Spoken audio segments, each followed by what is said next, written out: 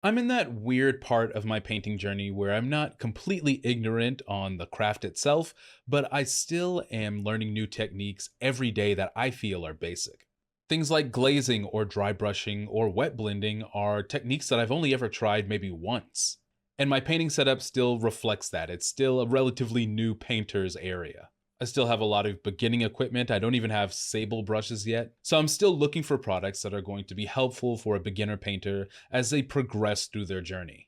Well, I reached out to the company Foxbite USA, who makes painting equipment like handles and brushes and bags. I asked if they had any equipment that they felt was good for beginner painters, and they sent over a set of synthetic brushes and a painting handle for me to review. As always, I'm big on full disclosure. I was not paid by Foxbite, I simply got a review model, and I will be as honest as I always am. I've been super excited to review these products, so we're going to unbox them and take a look. Let's get into it. There is no peace amongst the stars, for in the grim, dark future, there is only war.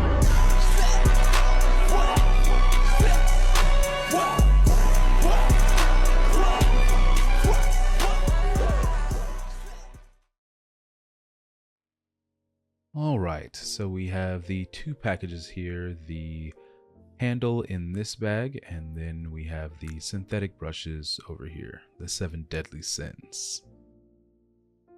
We're going to go ahead and start with the painting handle. It comes in this gray faux velvet bag to carry the myriad pieces that come in this kit. I actually didn't realize it would come with this many caps for the handle.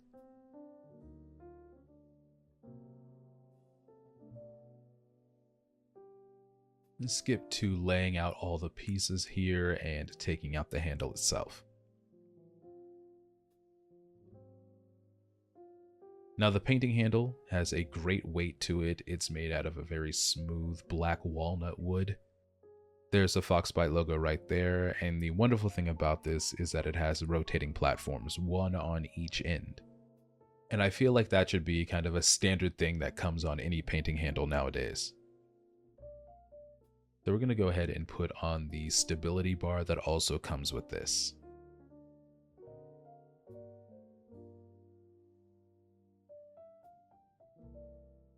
On the side, there are 3 levels to put this bar, just depending on kind of how you're going to use it to stabilize your hand.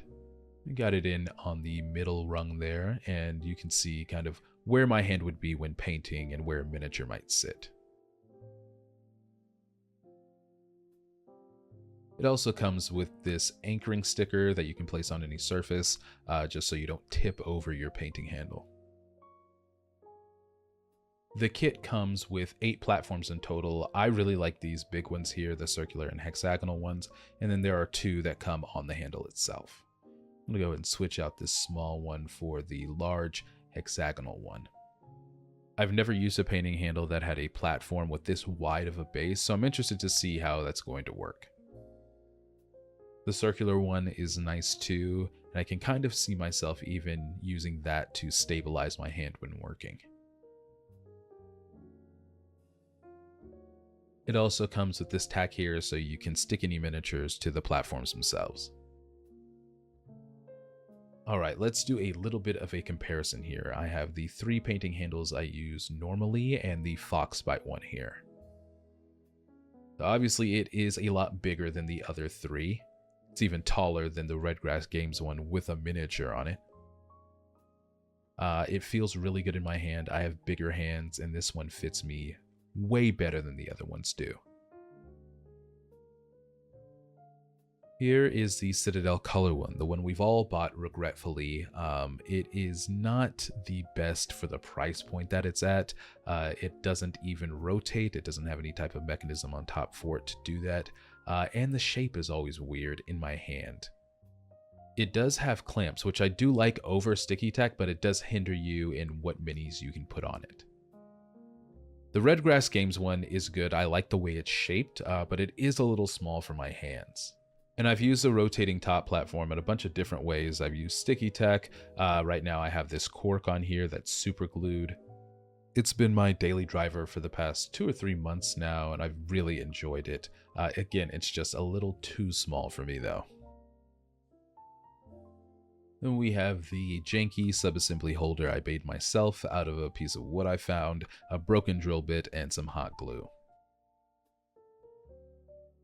It's not very comfortable to hold, but it does get the job done, and I like doing a lot of subassemblies, so it's been essential.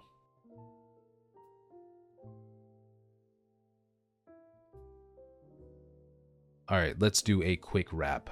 The painting handle is fantastic. I love the way it feels in my hand. I love the magnetic rotation system. I think that's ingenious. The variety and platforms that they give you in the kit is also great, and I can already see myself using it for more stability. Sometimes I want to tough it out and stabilize myself without any aids, but that's just hubris, and this is giving me a lot of tools to make my painting more precise.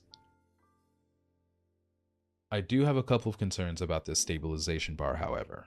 I do like that it's not so close to the platform, but it's wobbly, which is ironic for a stabilization bar, and it was very hard to get in and out of the handle. These holes seem both tight and loose somehow.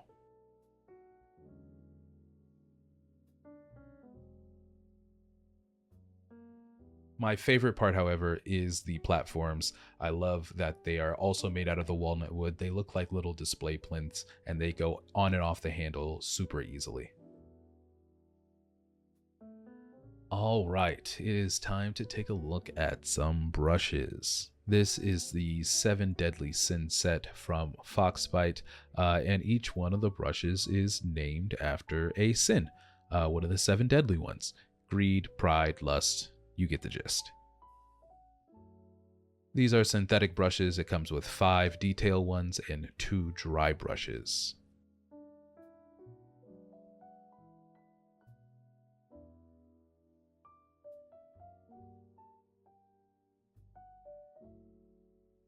I do really like the packaging and the artwork on it. A lot of synthetic brushes come in nondescript, very plain packaging, so this is nice to see. There's also some brush care and tips on the back.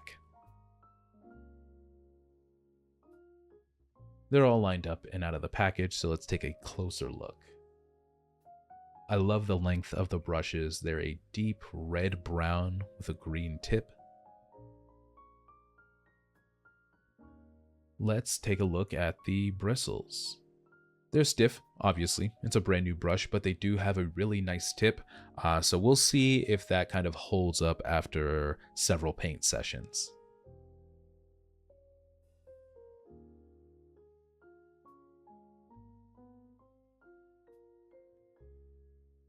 And here are the dry brushes. We get a bigger one and a smaller one, which I think 2 in any set is going to be fine.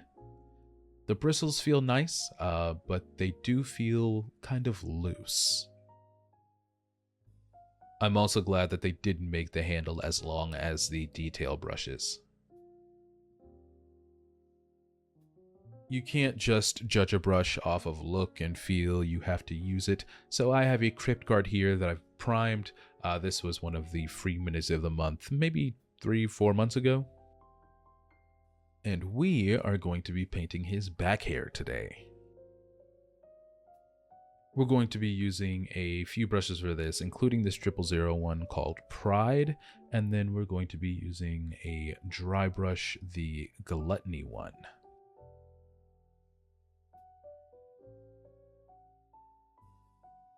I'm going to start by basing this with some Rhinox hide, and I'm using the size 0 brush here, which is the Envy brush. I do like how the brush is flowing. It kind of hooks its way into the nooks and crannies. One thing I am noticing though is it doesn't hold as much paint as other synthetics that I use.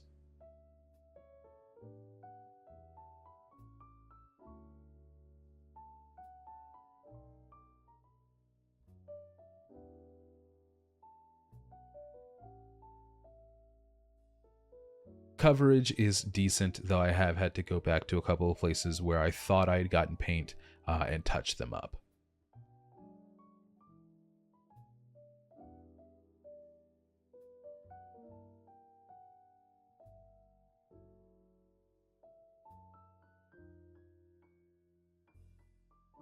And there he is, fully base coated in that Rhinox hide. I didn't make too many mistakes and I didn't get a lot of paint outside of where I was trying to paint. So next I'm going to dry brush this with some XV88. I'm going to do a heavy dry brush here, try and get a lot of that color on, trying to cover up the Rhinox hide, but kind of keep it in the recesses.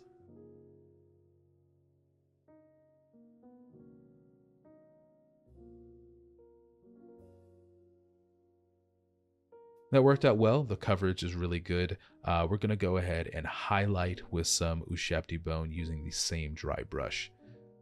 I'm just trying to hit the tips of his back hair there. Is that a mane? Whichever.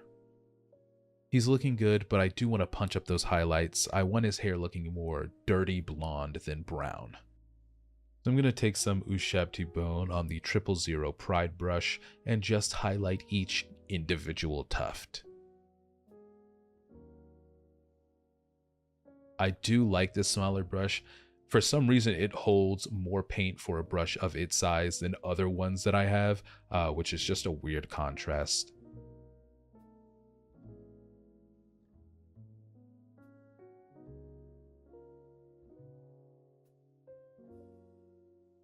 But it is hitting every single tuft and not leaving paint in any of the recesses where I don't want it.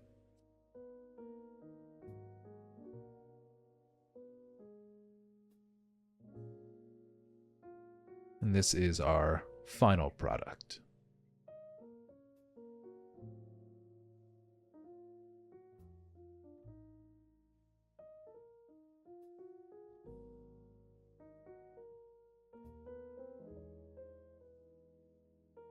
The unboxing and actual testing of the product is always my favorite, but let's get to the hard part, the verdict, starting with the painting handle.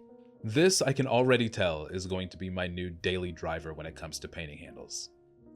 It feels great in the hand. I think the design of it is ingenious, and it gave me direct benefit as a beginner painter. I only have a couple of qualms with the design, including how wobbly this stability bar is, which is ironic. And the magnet that holds on the platforms could be a little bit stronger. I felt like there were a few times when I was painting where I almost knocked off the platform from nudging it too hard. But I still think this is a solid product and one that I would recommend to beginner painters who have maybe bigger hands. Alright, next up is the brushes. But I can't really judge them all together. I feel like the dry brushes and the synthetic brushes performed very differently. I like these synthetic brushes. They're flexible while having an appropriate amount of stiffness. They haven't lost their point under a lot of use yet. They're okay at holding paint. I feel like I have other brushes that are in the same price range that perform better in that regard. I also really appreciate the sizes that they sent with the set. There are times when you'll order a synthetic brush set and they'll send you sizes like 6 and 10. I have maybe used a size 4 for base coating, but even that felt too big. So the fact that the largest size brush in this set is a 3 is a green flag to me. Now let's talk about the dry brushes.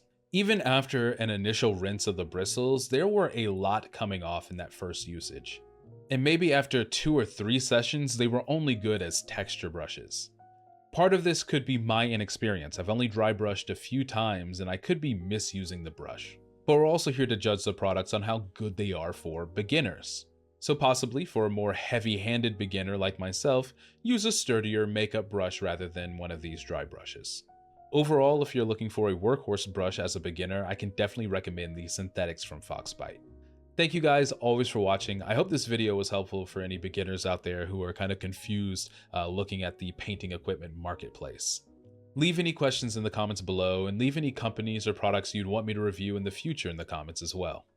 Make sure to leave a like, hit that subscribe button, and I'll see you all in the next one.